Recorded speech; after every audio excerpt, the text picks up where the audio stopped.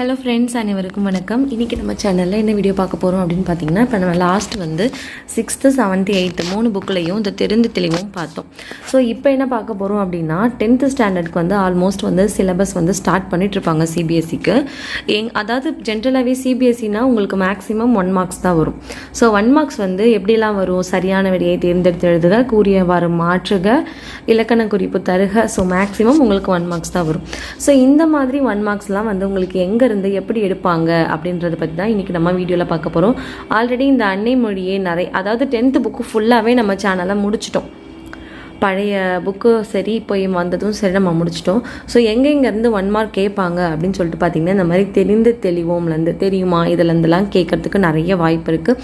So இந்த புக்கில் நம்ம ஃபுல் அண்ட் ஃபுல் இந்த தெரியுமான்றதை மட்டும் பார்க்க போகிறோம். உலகத்திலேயே ஒரு மொழிக்காக உலக மாநாடு நடத்திய முதல் நாடு மலேசியா. மலேசியாவில் மொழிக்காக மாநாடு நடத்தியிருக்காங்க. அவங்க எந்த மொழிக்காக மாநாடு நடத்தினாங்க அப்படின்னு சொல்லி பார்த்தீங்கன்னா தமிழ். இதை தெளிவுபடுத்தினவர் நமக்கு யார் அப்படின்னா பன்மொழி புலவர் கா. அப்பாதுரையார். இதெல்லாம் கொஸ்டின்ஸில் கேட்பாங்க. ஆல்ரெடி நான் வீடியோ ஸ்டார்ட் பண்ணும் போதே சொல்லிட்டேன், உங்களுக்கு ஃபுல் புக் எக்ஸ்ப்ளனேஷன் நான் கொடுக்கல. இதில் இருக்க அந்த தெரியுமா தெரிந்து தெளிவும் சொல்லிட்டு இருக்கோம்ல, அது வரைக்கும் மட்டும்தான் பார்க்க போகிறோம். ஏன்னா நம்ம ப்ரீவியஸாக இந்த 6th 7th 8th புக்கில் அதை மட்டும்தான் பார்த்தோம். ஸோ இப்பயும் அதை மட்டும்தான் பார்க்க போகிறோம். குளோரோஃப்ளோரோ கார்பனின் ஒரு மூலக்கூறு 1,00,000 ஓசோன் மூலக்கூறுகளை சிதைத்துவிடும். குளோரோஃப்ளோரோ ஒரே ஒரு கார்பனுடைய மூலக்கூறு 1,00,000 மூலக்கூறை சிதைத்துவிடும் அப்படின்னு சொல்லியிருக்காங்க. நெக்ஸ்ட் பார்த்தீங்கன்னா, ஒரு காலத்தில் குழாயிலிருந்து அப்படியே தண்ணீர் குடித்த நாம் 9 நான்லாம் ஸ்கூலில் படிக்கும் போது அப்படியே அங்கே பைப்பில் தண்ணி வரும், அப்படியே பிடிச்சி குடிப்போம். பட் இப்போ அப்படி கிடையாது. நீர் மாசுபாடு அடைந்ததன் காரணமாக அதனை தூய்மைப்படுத்தியும் விலைக்கு வாங்கியும் குடிக்கும் நிலையில் இருக்கிறோம். அதுதான் உண்மை. இப்போது காற்றும் மாசுபாடு அடைந்து வருகிறது. தண்ணீர் புட்டியில் அடைத்து விற்பது போன்று உயிர் வலி அப்படின்னா ஆக்சிஜன். இதையும் ஒரு சில இடத்துல அதாவது ஒரு பாக்ஸில் போட்டு விற்கிறதுக்கு ஸ்டார்ட் பண்ணியிருக்காங்க அப்படின்ட்டு சொல்லியிருக்காங்க. ஸோ இந்த மாதிரி விஷயங்களெல்லாம் டிஎன்பிஎஸ்சிக்கு ப்ரிப்பேர் பண்ணுறவங்க கண்டிப்பாக படிங்க. தாய்லாந்து மன்னரின் முடிசூட்டு விழா. தாய்லாந்து மன்னரின் முடிசூட்டு விழாவில் திருவெம்பாவை திருப்பாவை பாடல்களை தங்கள் தாய்மொழியில் எழுதி வைத்து பாடுகின்றனர்.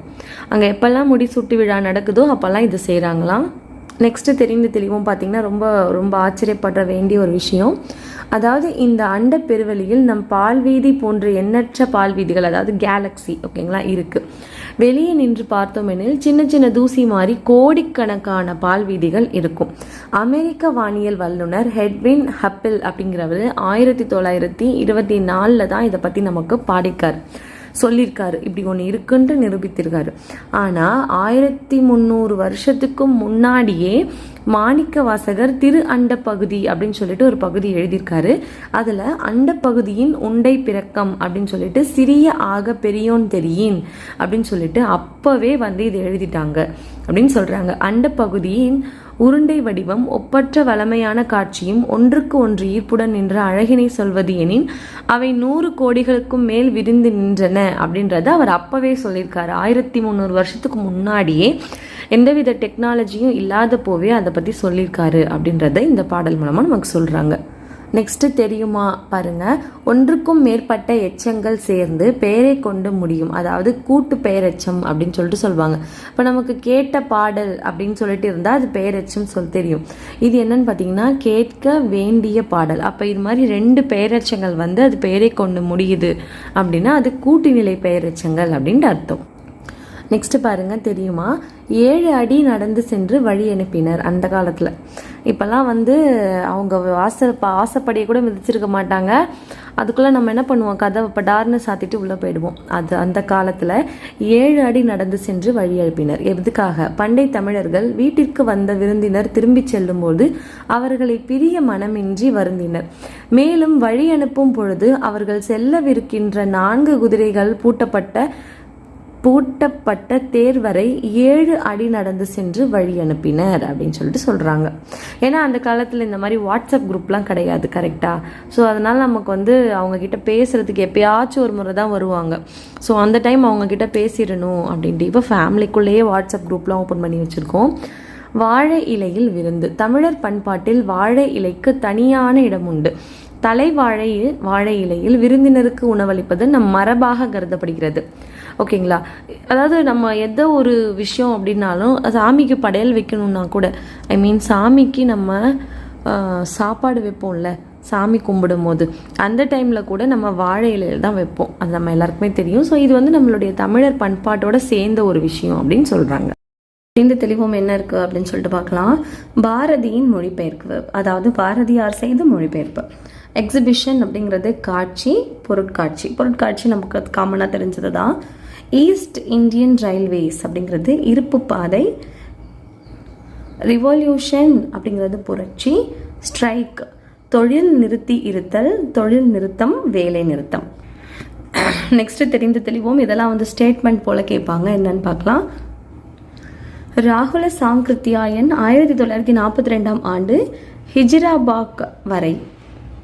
ஹிஜ்ராபாக் மத்திய சிறையில் இருந்தபோது வால்காவிலிருந்து கங்கை வரை அப்படின்ற ஒரு நூலை இந்தியில் எழுதினார். அவர் எப்போ எழுதியிருக்காரு? 42. 1949 ஆண்டு இந்நூலை கனமுத்தையா என்பவர் தமிழில் மொழிபெயர்த்து வெளியிட்டார். இன்று வரையில் வால்காவில் இருந்து கங்கை வரை ஒவ்வொரு தமிழரும் விரும்பி படிக்கும் நூலாக இருக்கிறது. இதுவரையில் பல பதிப்புகள் வெளிவந்திருக்கின்றன அப்படின்னு சொல்லியிருக்காங்க. என்னென்ன பதிப்புகள் அப்படின்றது இது ரொம்ப இம்பார்ட்டன்ட். யாரு எந்த இயர்ல பதிப்பிச்சாங்க அப்படின்றத நமக்கு ஒரு ஸ்டேட்மெண்ட்டாக கேட்கறதுக்கு சான்ஸ் இருக்கு. நெக்ஸ்ட் பாருங்க, இது சொல்லேருழவனுக்கு கவரி வீசிய வில்லேருழவன். ஓகே, என்ன விஷயம் அப்படின்ட்டு பார்க்கலாம். ஏடாலும் புலவர் ஒருவர் நாடாளும் மன்னரை காண அரண்மனை சென்றார். மேக்சிமம் இதெல்லாம் படிக்கும் போதே புரிஞ்சிடும், தனியான எக்ஸ்பிளனேஷன் வேணாம். களைப்பு மிகுதியால் முரசு கட்டிலில் கண்ணயர்ந்தார்னா தூங்கிட்டார். குற்றமான அச்செயலை செய்த புலவருக்கு தண்டனை வழங்காமல் கவரி வீசினார் மன்னர், தூக்கி வெளியே போட்டார். அதான் உறங்கிய புலவர் மோசிகீரனார். கவரி வீசிய மன்னர் தகடூர் எரிந்த பெருஞ்சேரல் இரும்பறை. யாரை கவரி வீசினாங்க அப்படின்றது ஒரு ஸ்டேட்மெண்ட்டாக கேட்பாங்க. இது எந்த பாடலில் இருக்குது அப்படின்றது ஒரு விஷயம், முக்கியமான விஷயம், புறநானூறு. இதுக்கப்புறம் தெரிந்து தெளிவோம் அப்படின்றதே காணும், எல்லாமே இம்பார்ட்டன்ட் போல் இருக்குது. ஸோ பழைய புக்கிலேருந்து புது புக்கில் நிறைய வீடியோஸ் போட்டிருக்கேன். பார்க்காதவங்க யாராவது இருந்தீங்கன்னா ப்ளீஸ் ப்ரீவியஸ் வீடியோஸை செக் பண்ணிங்கன்னா உங்களுக்கு நிறைய இன்ஃபர்மேஷன்ஸ் வந்து கிடைக்கும். இன்னொரு தெரிந்து தெளிவும் கிடச்சிருச்சு. என்ன அப்படின்னு சொல்லிட்டு பார்க்கலாம். நான் சிலப்பதிகார காப்பியத்தை மக்களிடம் கொண்டு செல்ல விரும்பியதற்கு காரணம் உண்டு. திருக்குறளையோ கம்பராமாயணத்தையோ விரும்பாதவன் அல்லன். ஆயினும் இந்திய தேசிய ஒருமைப்பாட்டிற்கு கேடில்லாத வகையில் தமிழினத்தை ஒன்றுபடுத்த எடுத்துக்கொண்ட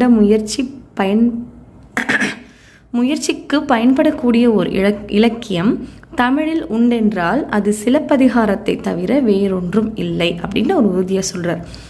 இளங்கோ தந்த சிலம்பு தமிழினத்தின் பொது சொத்து. எனவே தமிழகத்தின் பட்டி தொட்டி எங்கும் சிலப்பதிகார மாநாடுகள் நடத்தினார். சிலப்பதிகார மாநாடு நடத்தினவர் யாரு? மா.பொ. சிதம்பரனார். சரிங்களா, அதுக்கு அர்த்தம். நெக்ஸ்ட் தெரியுமா பார்க்கலாம். காவிரி பூம்பட்டினத்திலிருந்து கண்ணகியும் கோவலனும் திருவரங்கம் மற்றும் உறையூர் வழியாக கொடும்பாலூர் எனும் இடத்தை அடைந்தனர். தென்னவன் சிறுமலையின் வலப்பக்கம் வழியாக சென்றால் மதுரையை அடையலாம். இடப்பக்க வழியாக சென்றால் திருமால் குன்றம் அழகர் மலை வழியாக மதுரைக்கு செல்லலாம். இவ்விரண்டிற்கும் இடைப்பட்ட வழியில் சோலைகள் மிகுந்த ஊர்களும் காடுகளும் உள்ளன. அவ்வழியாக சென்றால் 3 வழிகளும் சந்திக்கும் மதுரை பெருவழியை அடைந்து மதுரை செல்லலாம். கோவலனும் கண்ணகியும் கவுந்தி அடிகள் இடைப்பட்ட வழியிலே அழைத்து சென்றனர். மதுரையில் கணவனை இழந்த கண்ணகி மதுரையிலிருந்து வைகையின் தென்கரை வழியாக நெடுவேல் குன்றம் அதாவது சுருளிமலை சென்று வேங்கை காணல் எனும் இடத்தை அடைந்தாள். இந்த மாதிரி இன்ஃபர்மேஷன்ஸ் எல்லாம் எனக்கு தெரிஞ்சு ஸ்கூல் பசங்களுக்கு கேட்குறாங்களோ இல்லையோ, நம்மளை போல் டிஎன்பிஎஸ்சி டிஇடிக்கு ப்ரிப்பேர் பண்ணுறவங்களுக்கு கண்டிப்பாக கேட்பாங்க. இந்த வீடியோ உங்களுக்கு பிடிச்சிருந்துன்னா உங்கள் ஃப்ரெண்ட்ஸ் கூட ஷேர் பண்ணுங்கள். நெக்ஸ்ட் வீடியோவில் வந்து செய்யுள் வினாக்கள் எப்படி கேட்பாங்கன்றதை 10th ஸ்டூடெண்ட்ஸுக்கே பார்க்கலாம். ஓகேங்களா? தேங்க்யூ ஃபார் வாட்சிங்.